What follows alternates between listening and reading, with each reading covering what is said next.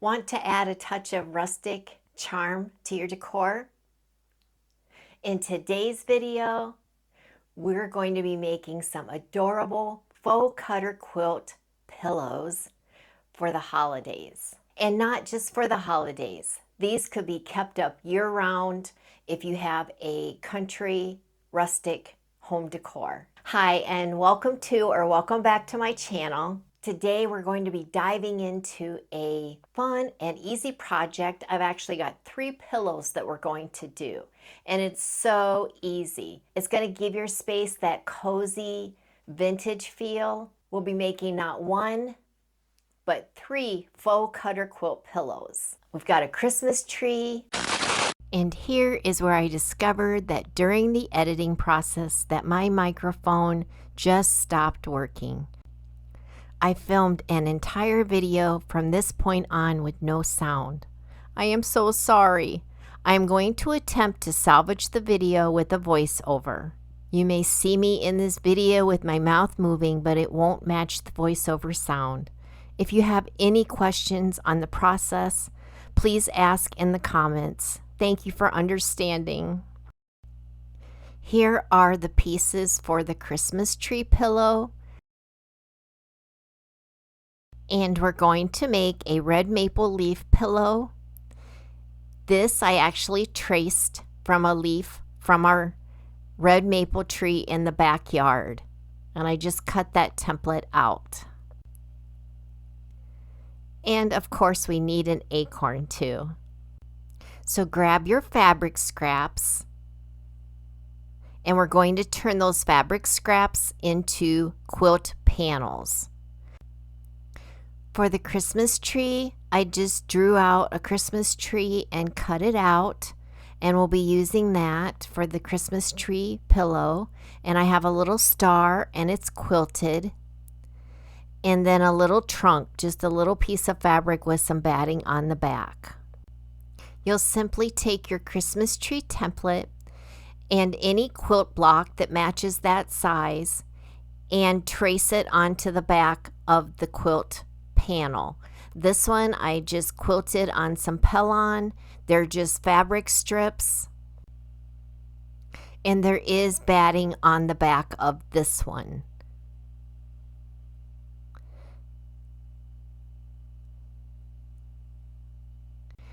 And here is the front panel for the pillow, the Christmas tree pillow. In a previous video, I showed you how I hand dyed this muslin. I simply took 2 pieces of that hand dyed muslin and quilted it to some batting, and that will be our front panel for the Christmas tree. There it is, quilted on the back. And here is the back panel. This is that quilted batting. I think that's what it's called. And I had several pieces left over from another project, and I just simply put it all together, and here's what it looks like up close. But I believe it's called quilted batting. And I just had a bunch of that left over. And I did coffee stain it, but that will be the back of all of our pillows. And you can see I just did a zigzag stitch to combine the pieces so that I could use it, and it just gives that extra special vintage look.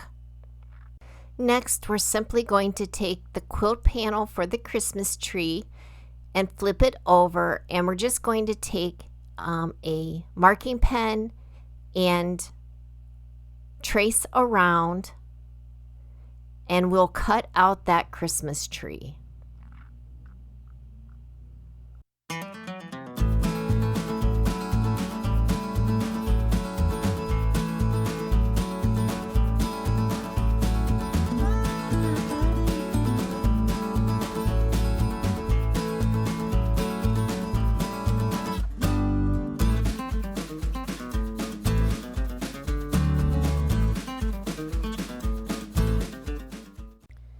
And there we go. We have the Christmas tree cut out, and that will go on the front panel of our pillow.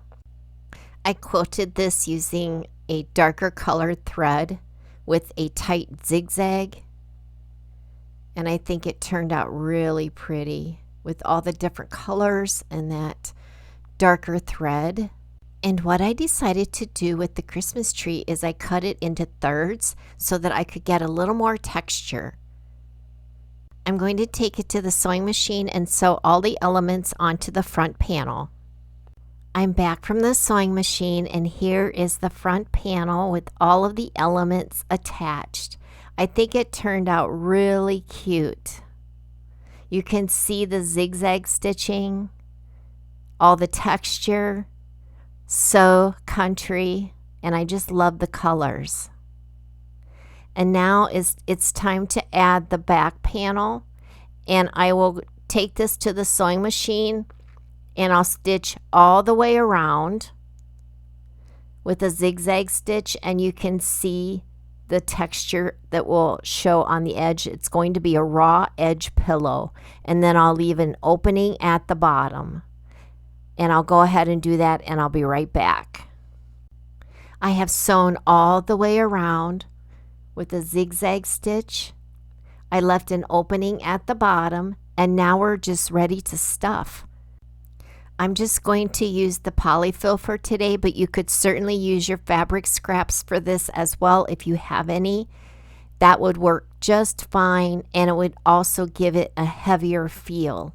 Look how gorgeous this turned out, and it's so country, and look at all the texture because it's a raw edge. So pretty. I just love this. This pillow, I believe, measures 16 inches by 12 inches. So it will be great for a small chair, and it will add so much during the holidays, but you could keep it up in the winter as well. And look at the texture on the back.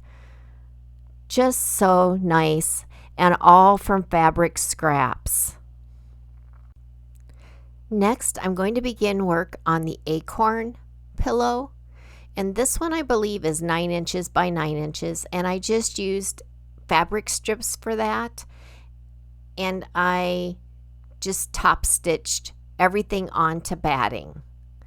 And then there is the back panel, again all coffee stained,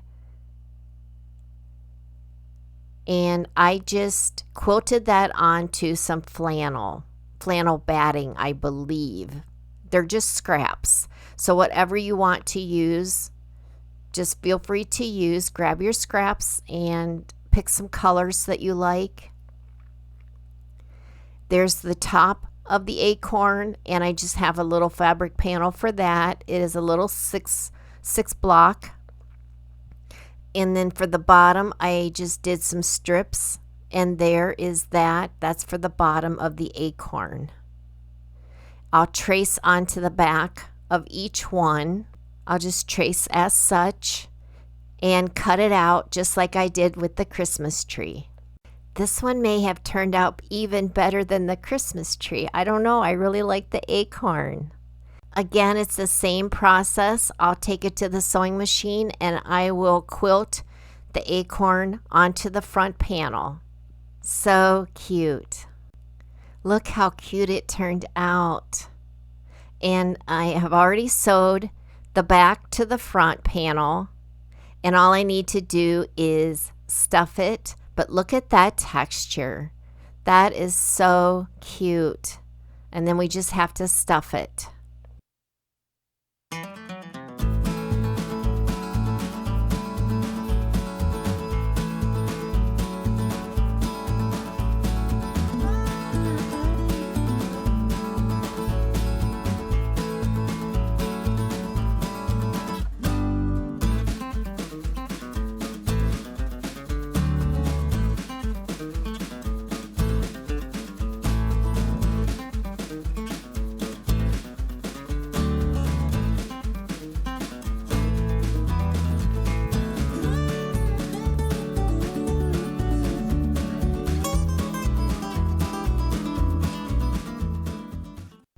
After stuffing, all that's left is to sew it closed.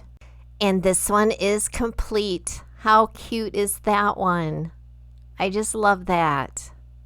Now for this one, I did use a square and a square quilt block, and then I just framed it out. And there is the panel for that one. Look at all those fall colors. So pretty. And then there is the backing with the coffee stain for that one. And that one is also 9 by 9 inches. And that one has 4 pieces actually that I just zigzagged together. But yes, these, use whatever scraps you have. It's perfectly fine, but it comes out so vintage looking. And there is our pattern for our red maple leaf. And I'll just trace that on the back. And for the stem, I'll just use a zigzag stitch. And here we go. This one has been attached to the panel, and you can see the zigzag stitch for the stem, if I can point to it in the correct position. And here it is complete, all stuffed. Look at those colors. Look at that maple leaf. And look at the back. Oh, so vintage. Grab those fabric scraps. Start making those faux cutter quilts. You can make so many things. Look at these beautiful pillows just from fabric scraps. Let your imagination run wild. Look at the back. These will be so cute in your home decor. Thank you so very much for hanging out with me today and getting through all of the technical difficulties with me. I hope you were inspired today. Please pray for someone today. And until the next video, God bless.